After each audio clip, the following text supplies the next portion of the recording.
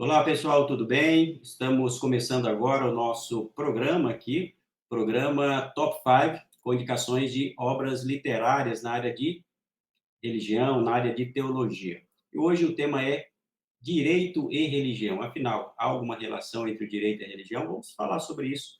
Um importante bate-papo e temos um convidado especial para falarmos sobre esse assunto tão importante. Você que já está conosco, quero aproveitar e agradecer a sua audiência, a sua participação conosco aqui. Vá também deixando já o seu like aí no nosso vídeo, inscreva-se aqui no canal, caso você ainda não seja inscrito no nosso canal. Queria dizer que nós estamos transmitindo pelo canal da Academia Teológica e também pelo canal do pastor Valmir Nascimento. E também pedir a você que faça também aqui o compartilhamento desse link, dessa live, com os seus contatos para outras pessoas também poderem acessar esse conteúdo. Antes de chamarmos aqui o nosso convidado, eu quero dizer que a nossa Academia Teológica está com as inscrições abertas. Você que tem a intenção de crescer no conhecimento, aprender mais sobre teologia, então nós temos a possibilidade de receber você como aluno da Academia Teológica. E a Academia Teológica, você pode ser um aluno básico com acesso aos nossos cursos. Tem cursos ali na área de teologia, teologia pentecostal, na área de teologia arminiana. Temos ali aulas específicas para você aprender, aulas comigo, o Thierry Siqueira e também pastor Silas Daniel.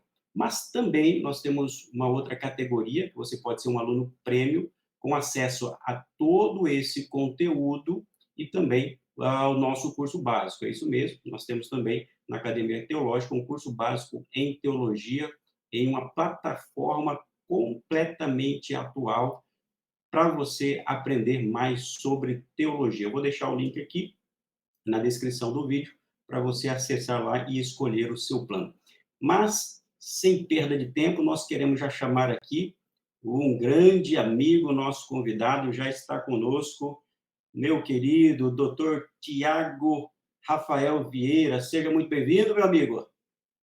Muito obrigado, meu querido amigo, meu querido irmão, pastor Valmir Nascimento Milomem, um amigo de longa data, já faz muito tempo que trabalhamos promovendo a liberdade religiosa, a liberdade de crença por esse Brasil afora e também fora dele. Então, uma alegria muito grande estar aí com o pessoal da Academia de Teologia e com o pessoal que te segue nas tuas redes. Para mim, como disse, uma alegria e também uma honra, né? Não é qualquer um que senta aí à mesa do meu querido amigo pastor Valmir Nascimento. Que é isso? O Tiago é um grande amigo. Nós vamos tirar aqui as formalidades, porque o Tiago realmente é um grande amigo. E quando nós falamos aqui de amigo, não é por mera declaração aqui ao vivo, não. Mas o Tiago é uma pessoa que nós temos caminhado já há algum tempo. Tivemos a oportunidade de fazer uma pós-graduação internacional juntos, viajamos juntos aí e temos desenvolvido uma grande parceria através do Instituto Brasileiro de Direito e Religião. E sempre que é possível, nós estamos aí juntos, em reuniões, em confraternizações. E é uma alegria tê-lo aqui, Tiago. Obrigado. Sei que a sua agenda é sempre muito concorrida, né? E você reservou um tempo aí, esse espaço para podermos aí discutir sobre esse assunto tão importante. Será que você gosta desse assunto? Direito e religião? Vou começar com essa pergunta. Será que você gosta, Tiago? Pois então, eu acho que eu gosto um pouquinho, desde o início da nossa carreira lá no. E aí eu vou revelar a minha idade, né? Lá no início, lá em 2004, meados de 2004, Valmir, o nosso primeiro cliente foi uma igreja. Uhum. Então, as coisas foram acontecendo assim naturalmente. Antes disso, eu fui vice-líder de jovens, líder de jovens, ministro de adoração. Sempre estive envolvido com a igreja e aos meus 18 anos, 17 para 18 anos, eu tive encontro com o direito e eu não imaginava que eu ia conseguir unir aí o direito e a religião, e foi o que acabou acontecendo lá a partir de 2004, ou seja, a partir do início da nossa carreira.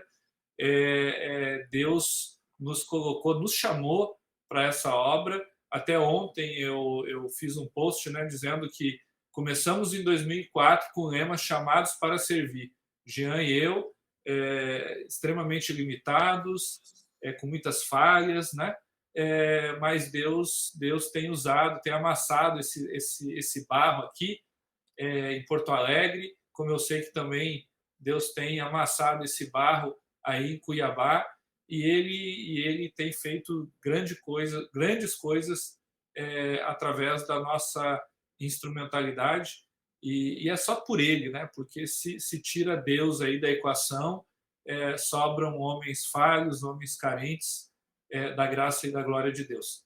Então, sim, direito e religião tem tudo a ver. Como o Valmir disse, nós estudamos juntos essa matéria em 2015, 2016, já nos conhecíamos antes, então realmente tem sido muito bacana. E aqui eu vou contar uma historinha que me lembrei agora aqui, lá na colônia de férias, no Mackenzie. Estou eu, Batista, Valmir assembleiano e um irmão presbiteriano.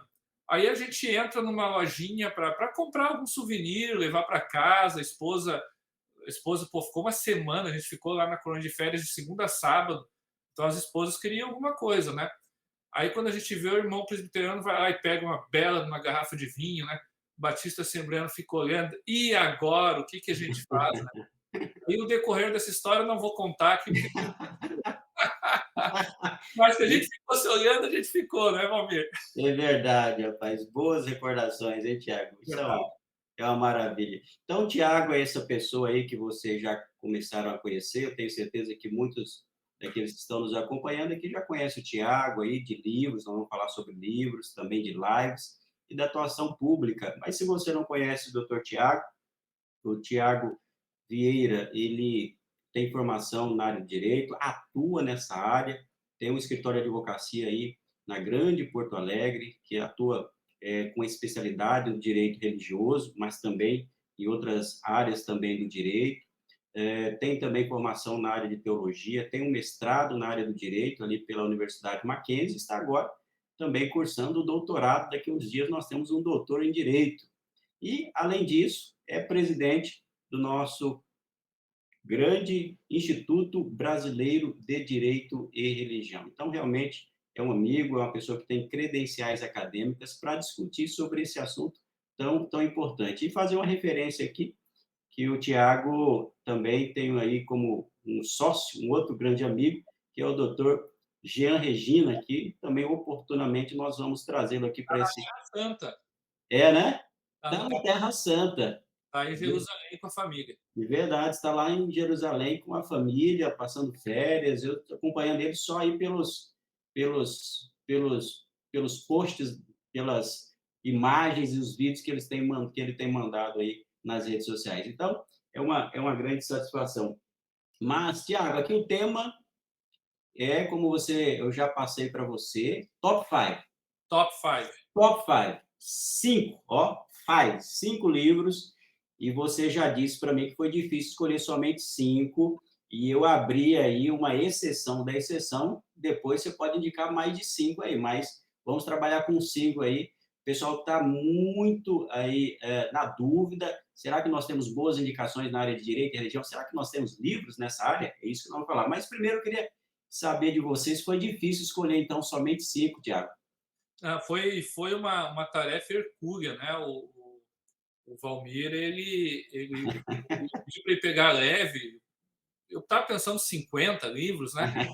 Aí ele me diz 5, é o Jesus, né? Já peguei todas as obras coletivas que tinha ali, já tirei, né? Não, então a obra coletiva eu não vou indicar. Inclusive tem algumas muito bacanas aí, inclusive em coorganização com o Valmir. Mas como a obra coletiva ela é muito horizontal, aí não dá para pôr no top 5. Tirei fora. Aí já tinha umas 3 ou 4 obras aí minha e do Jean. Não. 5 obras, as minhas e do Jean são com certeza as menores. Aí tirei fora também. É isso. E aí daqui a pouco a gente... Foi difícil, Valmir, mas alguma coisa a gente vai ter aqui e depois a gente passa mais um que outro nome para o pessoal ir atrás. Muito bom. Vamos começar com essa discussão antes de irmos para as obras propriamente ditas, sobre essa relação que há entre direito e religião, direito e teologia. Muitas pessoas, Tiago, imaginam que são assuntos completamente distintos. O simples fato de você ser advogado, ter uma formação na área jurídica, aparentemente não tem nada a ver com a esfera da teologia mais propriamente dita e com a religião.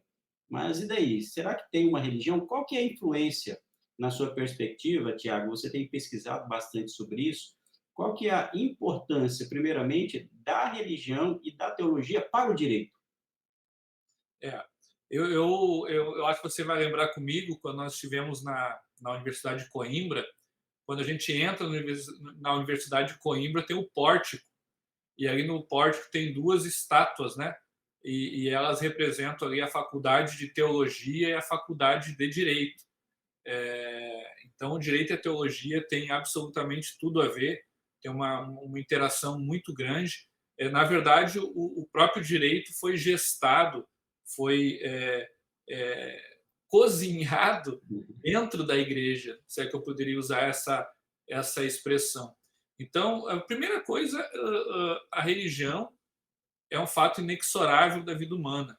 A religião sempre esteve presente, desde dos povos mais primitivos até os dias de hoje. O alvorecer aí do século XX diz que Deus estava morto, que a religião ia se extinguir, e aconteceu exatamente o oposto, né? A religião nunca esteve no século XXI tão na vitrine ao longo aí de pelo menos alguns séculos.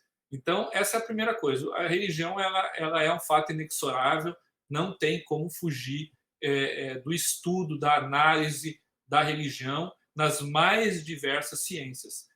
Ciências econômicas, ciências políticas, ciências sociais, ciências humanas. A religião, de alguma forma, ela interage, ela influencia as exatas, inclusive, todas as áreas.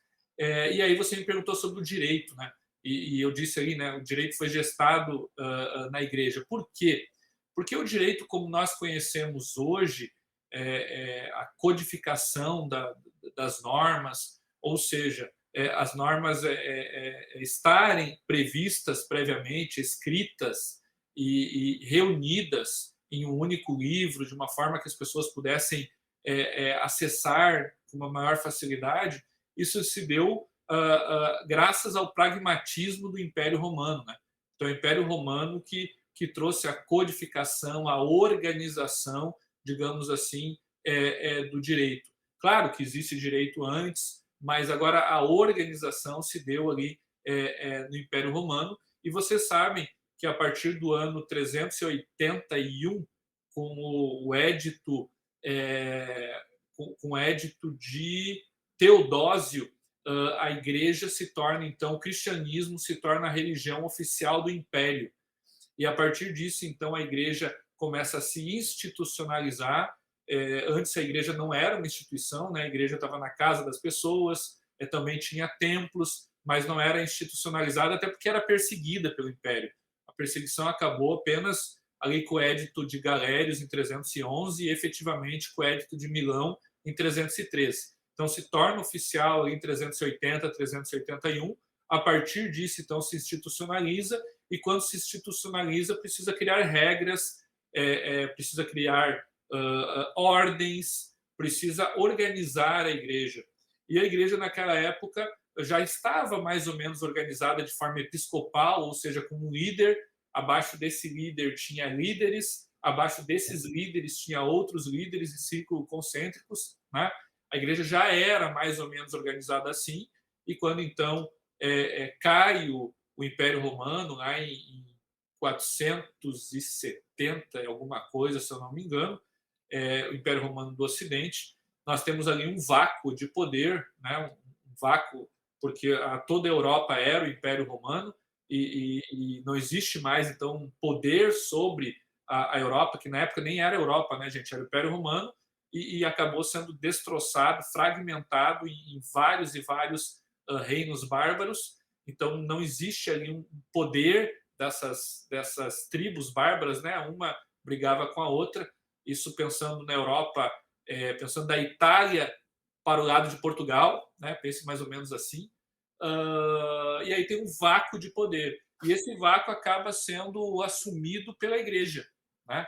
Então, a igreja, de certa forma, assume esse vácuo, e os reis, a partir dali, começam a pedir a bênção do Papa, né? E aí nós temos o pai da Europa, que é quando a Europa realmente começa a existir, que é Carlos Magno, no ano 800. Então, Carlos Magno ele é coroado no dia 25 de dezembro do ano de 800, como Sacro Imperador Romano-Germânico. Então, ali ele une o direito romano, ele une a força dos bárbaros, né, o germânico, e a organização e a sacralidade da igreja. Né? Carlos Magno foi muito inteligente, não é à toa que ele foi chamado de Carlos Magno, né? Magno de grande, né? Como Alexandre o Grande lá no começo, né? Lá antes, um pouco antes de Jesus Cristo.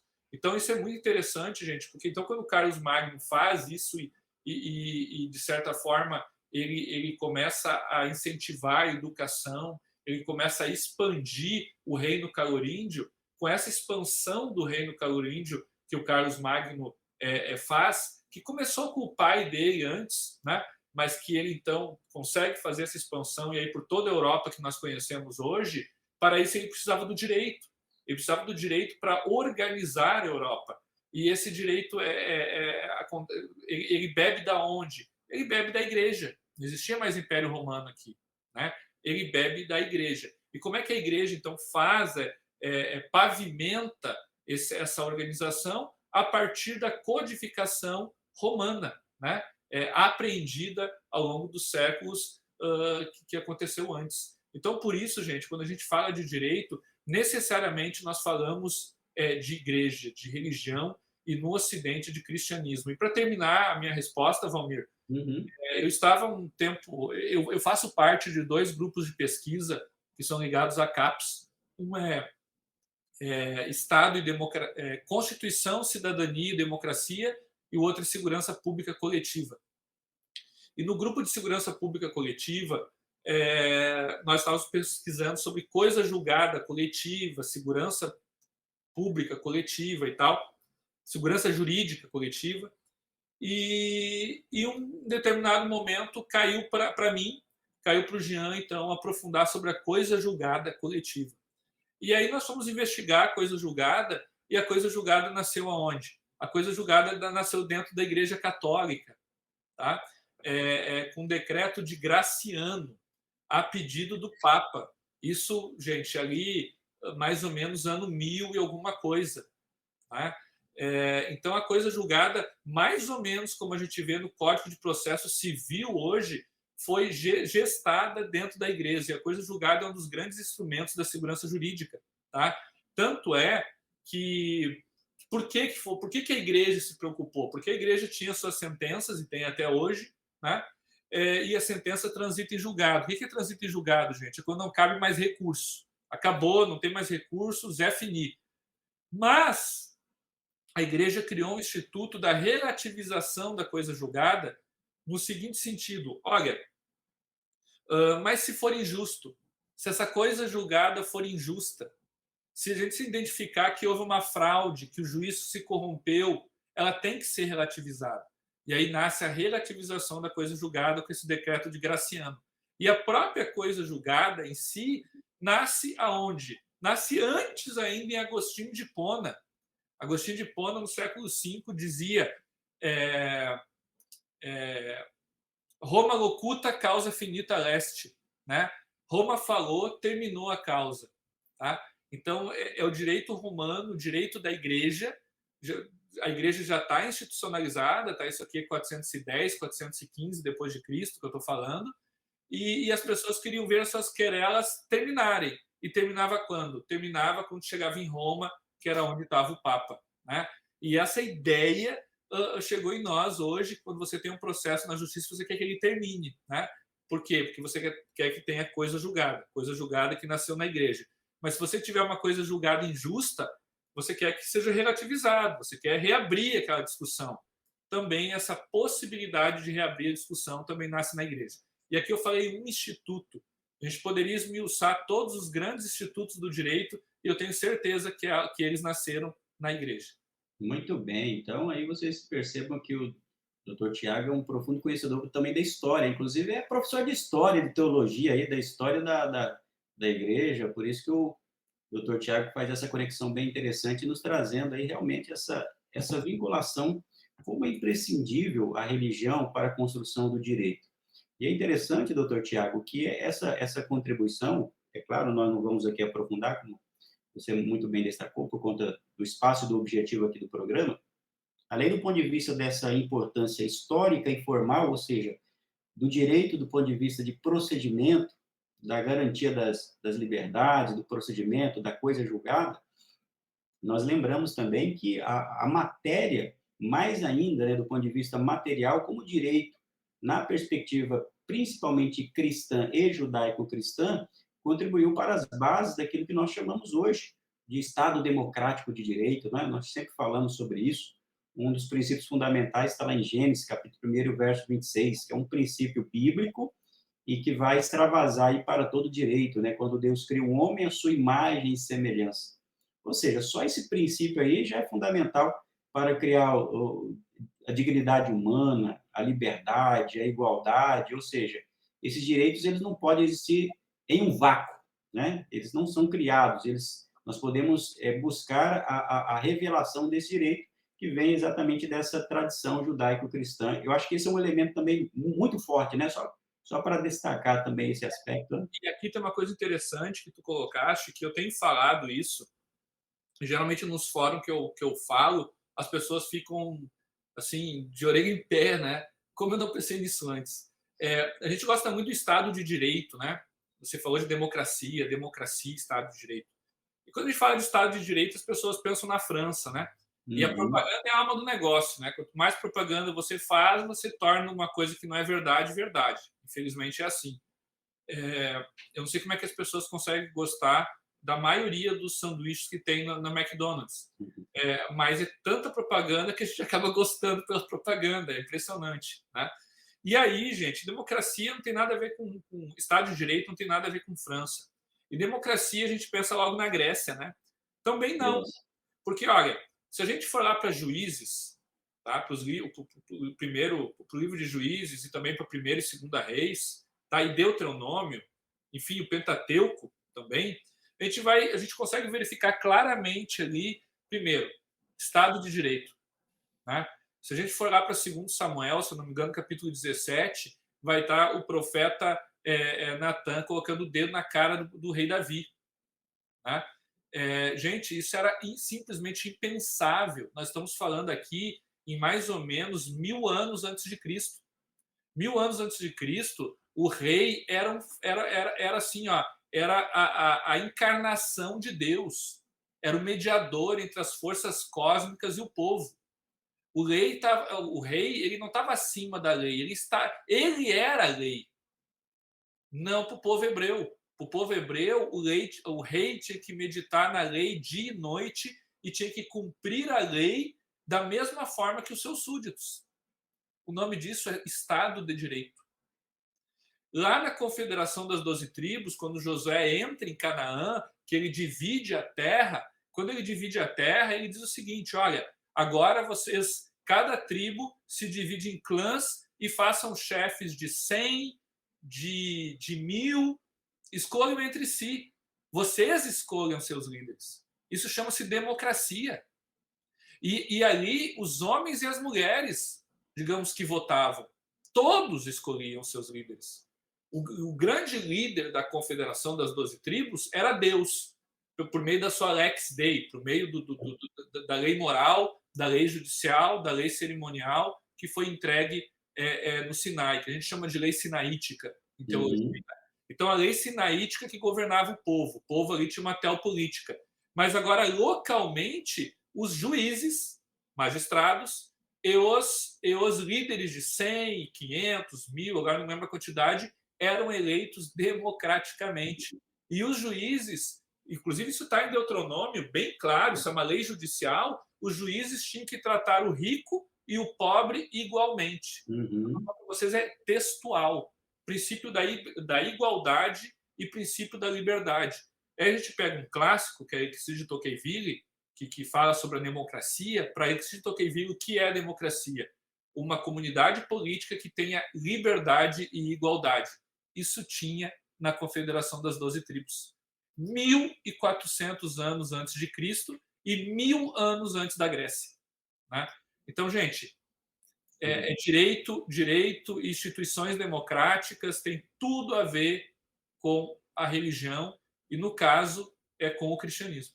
Muito bom. E você falando isso daí, antes de ir para os livros, eu me recordo bastante do nosso professor Jonatas Machado, nas aulas ali, tanto no Brasil quanto em Coimbra também, quando ele falava desse Estado constitucional contemporâneo, ele também resgatava essa questão histórica. Dá para a gente fazer um programa só disso, né, Valmir? Só disso, né? Eu lembro aqui, porque não posso passar sem falar sobre isso. Você falou sobre o rei, por exemplo, a figura, né? Nós hoje falamos sobre a tripartição de poderes, geralmente nós vamos lá em Montesquieu ou Aristóteles, mas a Bíblia, você muito bem destacou, é a figura do rei, e ele não era onipotente. Existia a figura do sacerdote e a figura do profeta, cada uma com função bem específica ali, ou seja, o cristianismo parte dessa pressuposto que o homem tem direitos, mas ele tem deveres.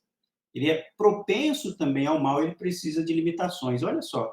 E na Bíblia nós já vamos encontrar isso aí. Muito bem. Mas vamos lá para o que interessa. Tudo isso que já falamos interessa bastante, que já aprendemos bastante aqui.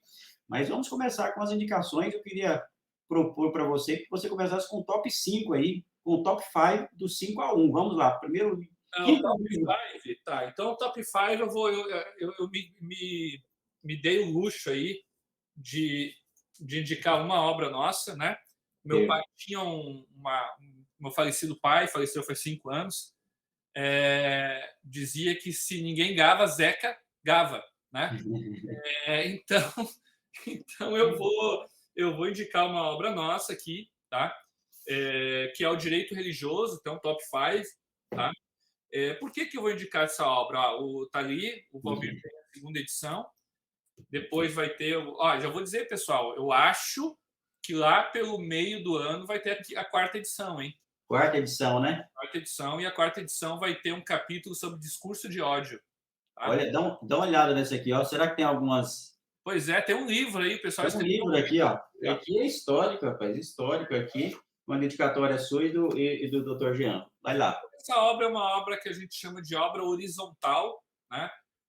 Não é como uma obra coletiva, que a obra coletiva tem diversos autores diferentes, e daí acaba que não tem uma unidade, por óbvio, né? São cabeças diferentes. Aqui não, aqui é um manual, então tem uma unidade, e aqui nós temos assim de A a Z a vida da igreja, né?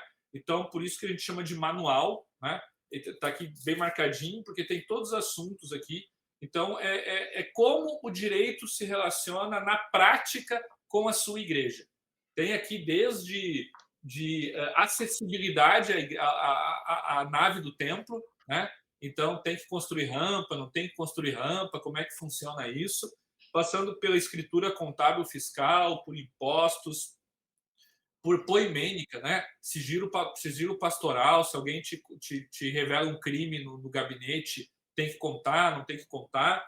Inclusive, o Valmir, ele faz a apresentação da obra, né, se eu não me engano. Isso. A nota introdutória. A nota introdutória, né? O Valmir faz a nota introdutória lá na página 29, né? Uhum. Então, essa é a ideia dessa obra. Aquela obra para você ter no estante, né? E aí, quando deu um problema aqui, uma congregação lá tem que fazer um uso capião. Como é que eu faço? Essa obra fala sobre o uso capião. Nossa, tem que pagar o imposto de renda do pastor. Como é que eu faço isso? Essa obra tem sobre o imposto de renda do pastor. Vai vir um pastor aqui de fora, vai morar aqui. Será que tem que ter como um visto permanente dele e tal? Como é que funciona? Vai ter aqui. Então, essa obra a gente chama, né, Valmir, aqui no Rio Grande do Sul, não sei como é que é aí, mas é um nome que não se aplica aqui a essa seleta audiência, mas a gente chama de amansa burro. Tá? Então, é o avanço. Não se aplica aqui, mas é como o pessoal chama aqui. Né? Tem uma dúvida, vai lá, tal. Abri aqui, né? Apareceu ali, ó, imposto de renda retido na fonte. Né? Então, como é que funciona o imposto de renda retido na fonte? Eu vou abrir aqui, ó, aleatoriamente, tá? O uso do púlpito. Né? Como é que você usa o púlpito para não ser processado? Então, por aí vai. Então, esse é o top 5, porque é uma obra que vai proteger o seu ministério, e eu acho que proteção é importante. Perfeito. Eu até disse para você, se você não colocasse uma das suas obras, e essa aqui em particular, eu faria, né? Porque de fato essa obra aqui é uma referência. Eu tive a grata satisfação de fazer a nota introdutória, né? Fiquei muito honrado na oportunidade até hoje, porque isso daqui, essa obra, falando para nossa audiência, é uma obra histórica, pioneira, a primeira obra de direito religioso no Brasil.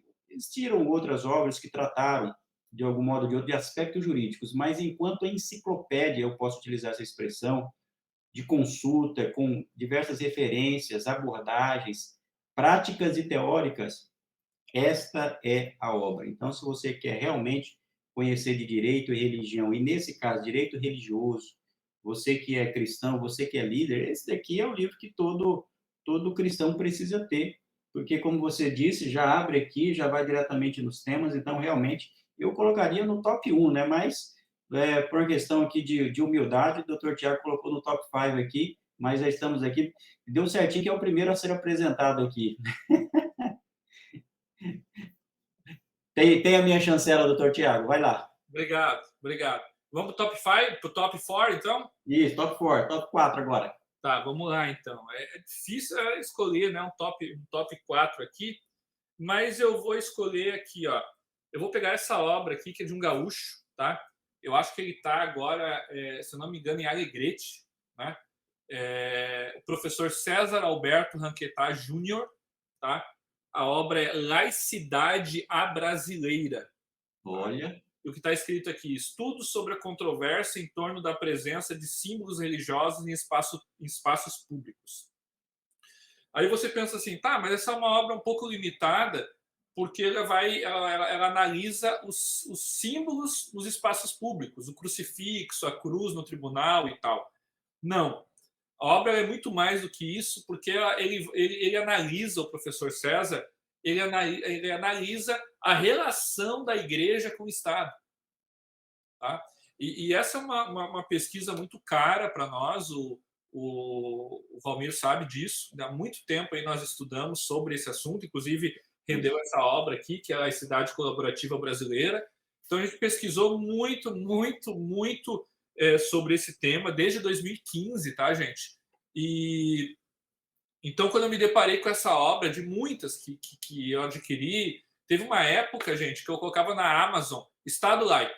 Aí tudo que vinha com o Estado laico no título eu comprava. Né? Então eu estou com um monte de obras sobre Estado laico e muitas obras superficiais, né? que traziam mais do mesmo. E essa obra aqui me surpreendeu. Inclusive, no fim da obra, ele faz um estudo, não é no fim, aqui, indo para o fim, ele entrevistou várias pessoas. Entrevistou desembargadores, entrevistou ativistas, e aí ele faz a entrevista, as perguntas, respostas e comenta. Então ficou muito, muito bom mesmo, tá? É uma obra que eu recomendo. A visão que ele tem de laicidade é uma visão muito, muito bacana, inclusive da laicidade brasileira, né? E me ajudou muito na minha pesquisa. Então, para mim, é o top 4 laicidade à brasileira. Legal, legal. Confesso que eu não conhecia essa obra, doutor Tiago.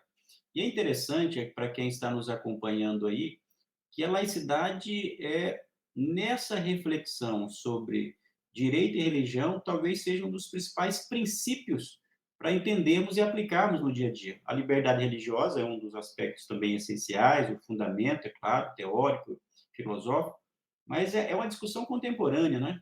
A laicidade, ou seja, em que medida o Estado se relaciona com a religião, com a igreja, com o fenômeno religioso. E nós sabemos que existem muitos mitos sobre isso. E é aquilo que eu até coloco aqui na nota introdutória do livro de vocês, que a expressão o Estado é laico é quase que um mantra. É um mantra, né? Todas as vezes que vai falar sobre igreja e religião, o Estado é laico. É um mantra, né? A pessoa parece que está captando alguma coisa ali, mas ele diz aquilo sem entender o que é.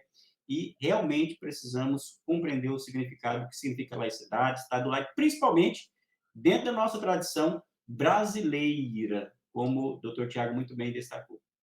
Então, realmente, eu recomendo, tá, gente? Eu nem conheço o professor César, então não é assim estou recomendando que a obra de um amigo, por amizade, não, nem conheço ele. Eu troquei só, nem foi o WhatsApp, conversei com ele pelo Instagram, e de vez em quando eu mando um oi, a gente conversa ali pelo Instagram, e ele é uma pessoa muito acessível, muito simpática. Eu até já convidei ele para vir aqui no escritório e tal, para a gente se conhecer pessoalmente, mas ele mora longe, gente. Alegrete dá uns 600 quilômetros daqui de Porto Alegre, né? Então a gente não teve oportunidade ainda. Mas eu recomendo, tá? E como eu sempre falo assim, gente, o Estado laico, ou Estado laico, Estado teocrático, Estado confessional, laicismo, não importa o sistema, é o ambiente onde reside a liberdade religiosa. A liberdade religiosa precisa ser exercida, precisa ser praticada. E onde é que ela acontece? Claro, ela acontece na vida de cada um, mas ela acontece na sociedade. E de acordo com o sistema em que o Estado se relaciona com o fenômeno religioso, se tem menos ou mais liberdade religiosa. Porque laicidade nada mais é do que um sistema em que dita regras para como o Estado deve se relacionar com o fenômeno religioso e como o fenômeno religioso deve se relacionar com o Estado. É isso. Né? Então, nós temos o Estado teocrático, e tem regras de como o Estado se relaciona com a religião.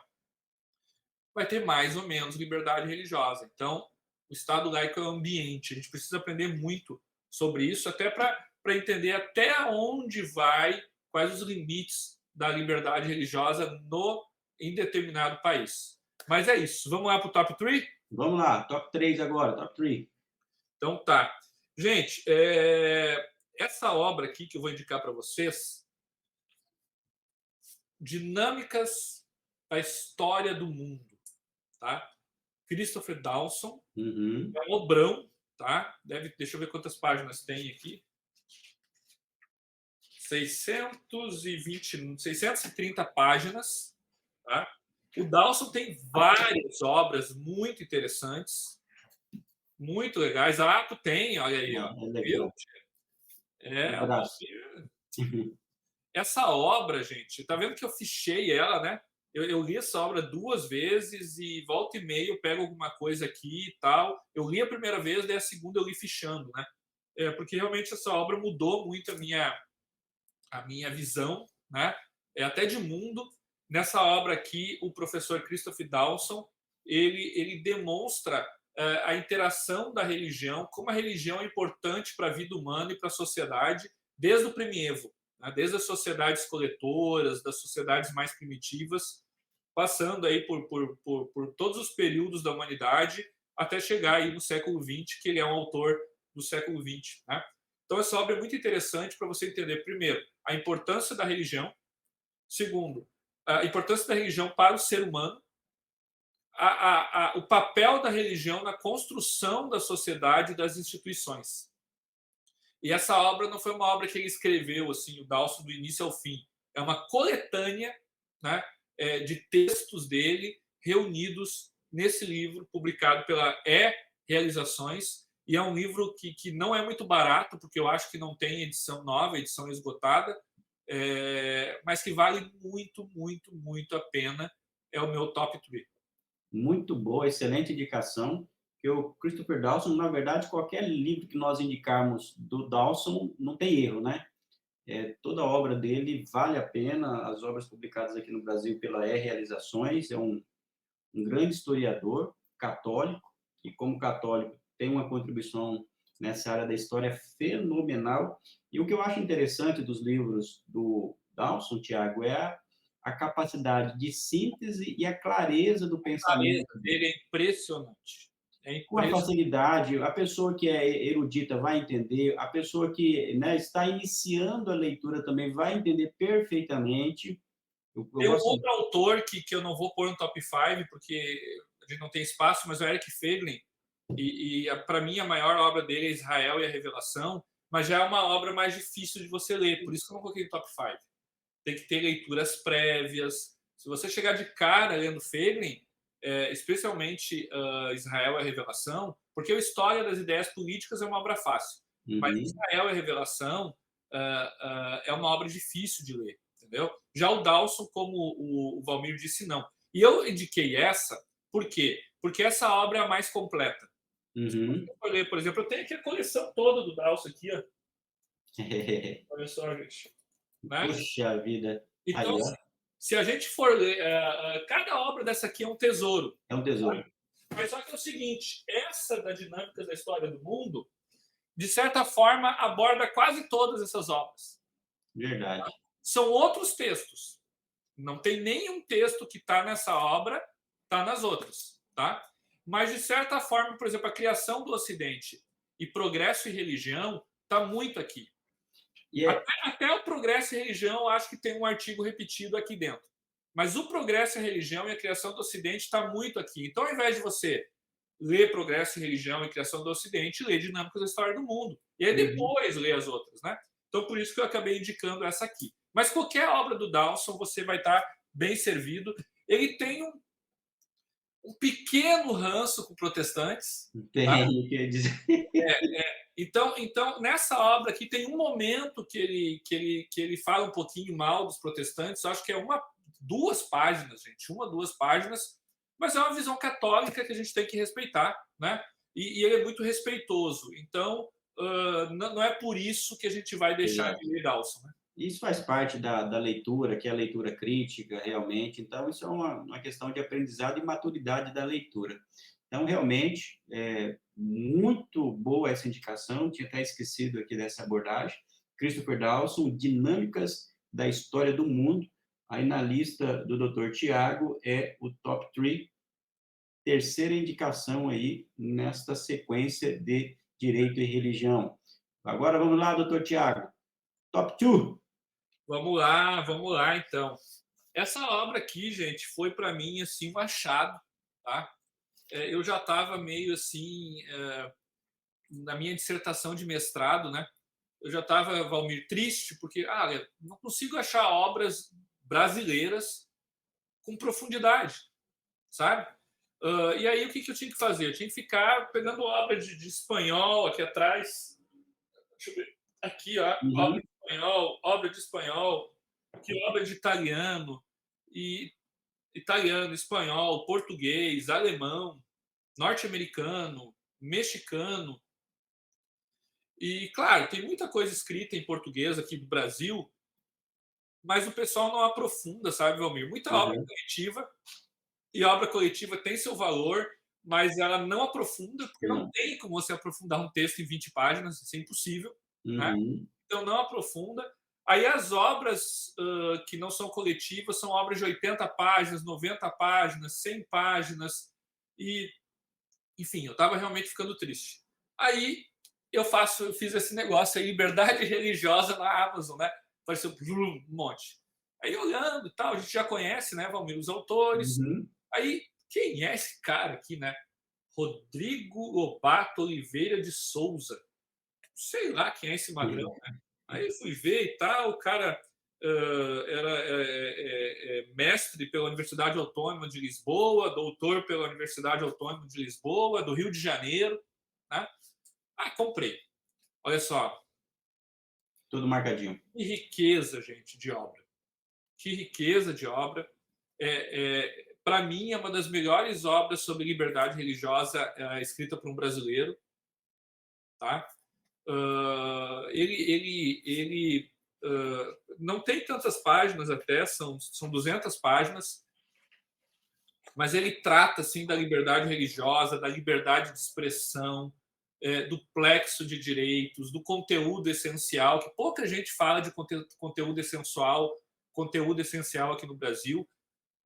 O pessoal do direito se aprofunda ali no mínimo existencial da dignidade da pessoa humana, mas o conteúdo essencial dos direitos fundamentais não é um tema muito abordado, e menos ainda da liberdade religiosa, né? E ele aborda isso aqui, pesquisa, gente, obras alemãs. Aqui a gente vai na bibliografia dele, várias obras que eu conheço, né? Então ele fez uma pesquisa assim do que tem de melhor mesmo, e eu fiquei muito feliz. Aí eu até me lembro que eu estava lendo isso aqui na minha sogra, né? Essa obra, minha sogra mora na praia. Eu li em 2021 essa obra e eu fiquei impressionado. Daí eu gravei, fiz um post e tal. E aí chegou, o meu post chegou nele, né? Hum, E aí o autor aí veio me procurar, agradeceu e tal. Uh, conversamos, já fizemos call, já conversamos 2 ou 3 vezes por Zoom, né? Fizemos uma amizade, né? Então, e é um jovem, é uma pessoa que tem a nossa idade, eu acho, né? Deve ter uns 40 anos, e muito acessível e interessante. Ele não é evangélico. olha só. Eu não tive a descrição de perguntar qual a religião, mas eu perguntei se ele era evangélico. Daí disse que não, Uhum, né? Aí eu não sei qual a religião dele, né? Não fui adiante, também não me importa. Mas por que eu disse isso? Porque geralmente a pessoa que é perseguida, né? Ela acaba estudando aquela uhum, área, né? E os uhum. evangélicos têm sido muito perseguidos no Brasil e no mundo, os católicos também. Então, esse é um dos motivos que a gente estuda, né? Uhum. A perseguição religiosa. A gente acaba estudando também para combater a perseguição religiosa. E me parece que não é o caso dele. Me parece que o interesse dele é genuinamente acadêmico, né? Acadêmico. Então, eu Interessante. recomendo demais, gente. Tem na Amazon, tá? Muito bom. Repete o nome do autor, É Liberdade Religiosa. Rodrigo Lobato Oliveira de Souza.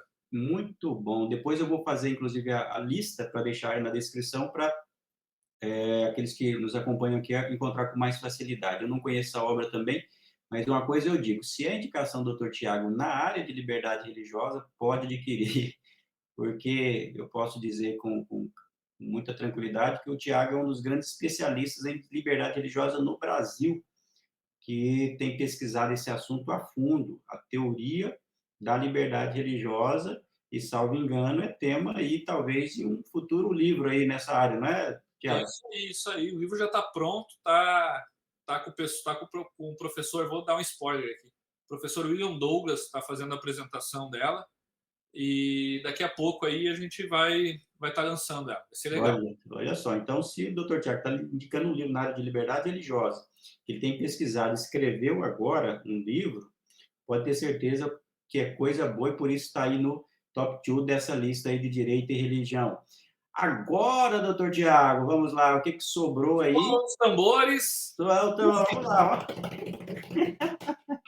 ó. O top one não poderia ser diferente, não poderia ser outra pessoa. Já foi citada aqui pelo Dr. Valmir, Eu acho que eu sei, hein? é, que é o nosso querido professor Jonatas Eduardo Machado, nessa obra aqui que é fenomenal, Liberdade Religiosa numa Comunidade Constitucional Inclusiva, dos direitos da verdade aos direitos do cidadão. Essa obra tem 420 páginas, tá? Essa é a edição da Universidade de Coimbra, mas tem uma outra edição de uma outra editora também aí, tá?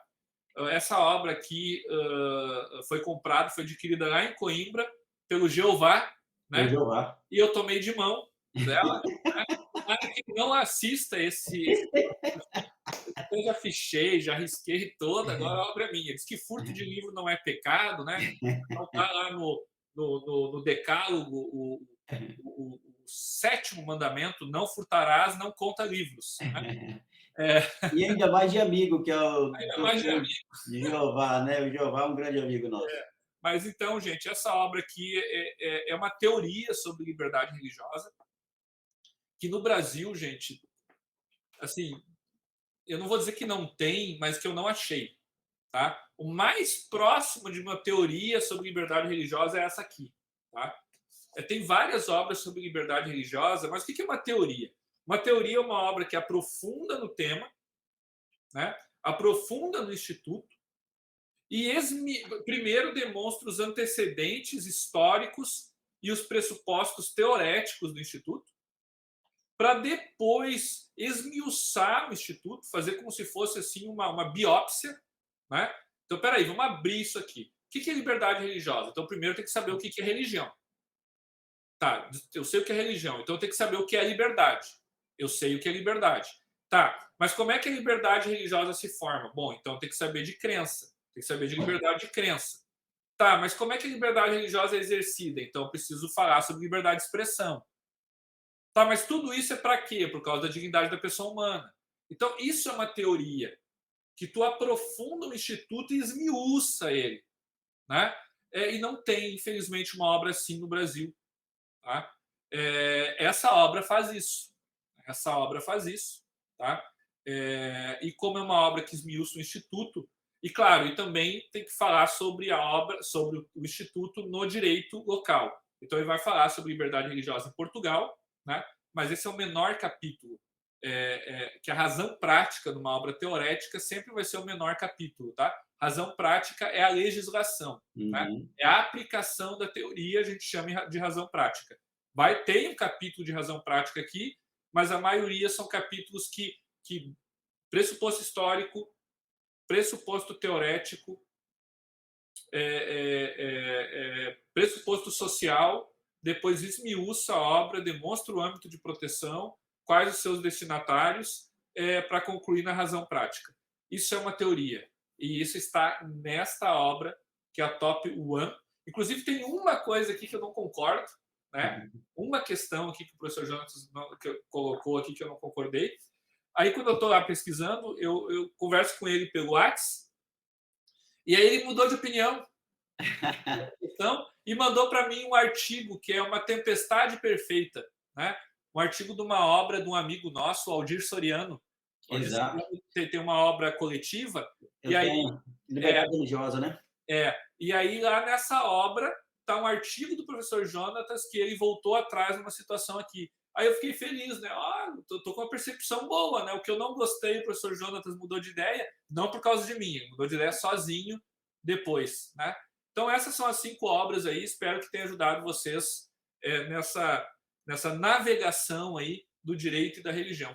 Muito bom, doutor Tiago. Finalizando aí, então, top 5 com esse top 1 aí. Nada melhor do que o doutor Jonatas Machado, foi o nosso professor, é o nosso professor eterno, é uma pessoa fantástica, acessível, né, que mantemos contato até hoje. O maior nome de língua lusófona do mundo sobre liberdade religiosa. Sobre liberdade, reconhecido no mundo todo, sempre está aqui no Brasil, sempre nos atende. Então, atualmente, ele é diretor da Faculdade de Direito da Universidade de Coimbra, então, por aí você percebe. A Universidade de Coimbra é a primeira do ranking de língua lusófona e é a única de língua lusófona que está entre as 100 melhores universidades. Por aí já percebe. Tá. Por aí já percebe o calibre do Dr. Jonatas Machado, mas é um cristão batista, gente boníssima e acessível. E eu diria que talvez ele tenha sido para nós e o grande referencial teórico que temos utilizado aí nos últimos 8 anos e que muito daquilo que nós temos visto no Brasil do ponto de vista da academia, eu não sei se o Dr. Tiago concorda, se deve muito à influência dele aqui no Brasil. E aí, citando outro livro que também poderia estar aí, que é Estado Constitucional e Neutralidade Religiosa, que para mim foi um livro muito importante nessa área e que tem gerado aí muitos frutos de reflexão, de produção. Então, realmente, 5 obras fenomenais, com certeza, mais do que suficientes aí para aprofundarmos nesse assunto. Mas se você quiser indicar outras obras, eu quero deixar ainda aberto aí, assim, só tem esse. Não, é rapidinho, ó. Liberdade Religiosa do Estado, do Paulo Polida Dragão, também é um professor de português, também é uma obra vasta, tá? Essa obra aqui também é muito, muito boa. E essa obra aqui eu ofereço 100% do que está aqui, né? E ele tem a biografia muito, muito vasta dessa obra. Então eu indico ela, se você conseguir achar em um estante virtual em algum lugar. E eu quero ver se eu acho uma obra que eu tenho aqui, se eu consigo achar rápido. Pode ir falando aí, Valmir. Isso, enquanto você vai falando aí, eu quero indicar do meu lado aqui, você só fez menção a ela, mas essa obra não pode faltar também. O Dr. Tiago falou sobre a laicidade brasileira de outro autor, mas eu queria colocar aqui, no meu top 5, vai essa obra aqui, Laicidade Colaborativa Brasileira, da Aurora da Civilização à Constituição Brasileira de 88. Livro do Dr. Tiago Vieira e também do Jean Marques Regina. Livro fantástico, obra excepcional para entender o conceito de laicidade dentro da nossa história e dentro da nossa tradição. É um livro que trata aí, apresenta a trajetória da civilização e vai olhar também para o artigo 19, inciso 1º da Constituição Federal do Brasil para dizer o que significa laicidade no Brasil. Esse, para mim, é o ponto alto desse livro. E aqui eles vão apresentar as características da laicidade brasileira. Fantástico! Esse livro aqui deve ser lido por teólogo, por jurista de todas as áreas, então fica aqui também a minha recomendação de leitura. E a leitura muito agradável, viu? Eu posso dizer também uma leitura, não é uma leitura densa, é uma leitura muito agradável, um livro de velocidade rápida, né? De uma leitura muito, muito interessante. Uhum. Gente, essa aqui eu vou indicar uma obra coletiva, tá? Que é essa obra aqui, ó, do Gerhard Habermas, Estado e Igreja na União Europeia, tá? Essa obra aqui, ela é muito legal, porque ela tem aqui, deixa eu ver quantos capítulos. Não tá por... Vamos ver, 1, 2, 3, 4, 5, 6, 7, 8, 9, 10, 11, 12, 13, 14, 15, 16 capítulos. Então tem 16 países da União Europeia. A relação igreja-estado em 16 países. E só autor renomado aqui. Então, essa é uma obra bacana para você ter um overview de como é que funciona o Estado e a Igreja na Europa. E tem uma obra aqui, né, de um cidadão, meu amigo, mas eu não vou indicar porque é meu amigo, né? Mas porque essa obra também é precursora, depois dela saíram outras, tá? Mas essa obra ela tem uma profundidade muito, muito grande e uma leitura também fácil, tá? E eu acho que é indispensável para quem está entrando no ambiente universitário. É a melhor obra que eu já li sobre o tema, não é porque ele está aqui, porque realmente tá? Que é O Cristão e a Universidade. Olha! Inclusive é um best-seller da CPAD, tá? Essa obra, gente, realmente é muito, muito, muito relevante. Tá? Foi publicada em 2016. E, gente, vale muito, muito a pena você ler. Ela está até meio assim, como é que eu posso dizer, amassada e tal. Eu já li, já foi usado. né? Foi usado. Então, meio capenga, né? Mas tá capenga assim de tanto que eu li, reli e tal. Essa obra aqui, eu quero ver se eu pego uma obra nova com o Valmir, né? De grátis. Sim, com certeza. Porque eu quero dar para minha filha, né? Então eu quero guardar a obra sem abrir, fechadinho, né? Dentro de uma gaveta. E quando ela tiver seus 16 anos, eu quero dar para ela, porque essa aqui já está toda ruim, tá? Já está grifada e tal. Então eu quero que ela grife, que ela use a obra do jeito que ela achar melhor. Aí se tem grifo, a pessoa já direciona para o grifo. Eu quero que ela tenha os seus grifos. Essa obra especial, gente, se você tem filhos, compre o Cristão à Universidade, tá? E assim, pode ser um divisor de águas, tá? Tem muitos meninos e meninas que se perdem na universidade. Então, a universidade foi criada pelos cristãos, foi outro instituto que foi criada pelos cristãos. O nascedouro da universidade está com Carlos Magno, porque Carlos Magno diz o seguinte: olha, todos precisam ler, não apenas padres. Então, ele abre as escolas que as igrejas tinham também para leigos. Esse processo começa em Carlos Magno, né? E a partir disso é o embrião para as grandes universidades que são criadas ali no início do século XII, do século XIII, inclusive a Universidade de Coimbra é uma delas. Oxford, Cambridge, a Universidade de Paris, de Sorbonne e tantas outras são criadas a partir dessa ideia de que a educação tinha que ser para todos. Depois, a universidade acaba sendo secularizada e a religião, uma tentativa de expurgar a religião da zona de influência. Isso começa lá com a Revolução Francesa, é motivo para outro podcast aqui, né? Mas enquanto a gente não faz um podcast sobre isso, eu e o Valmir e eu, valendo essa obra aqui. Aí, obrigado, doutor Tiago, pela indicação, pela aula aqui. Olha, que riqueza aqui do nosso bate-papo. Sabia que chegaríamos aqui ao final com muitas informações e com indicações aí maravilhosas. É que esse vídeo vai ficar à disposição aí, vai ao ar, mas também vai ficar como um grande instrumento para operadores de direito, jovens que estão entrando na área jurídica, para teólogos, enfim, para todo aquele que quer conhecer mais desse assunto e crescer intelectualmente e também espiritualmente. Doutor Tiago, muito obrigado pelo bate-papo aí, né? Obrigado pela parceria de sempre aí, por esse momento que você nos proporcionou. E vamos estar sempre juntos aí.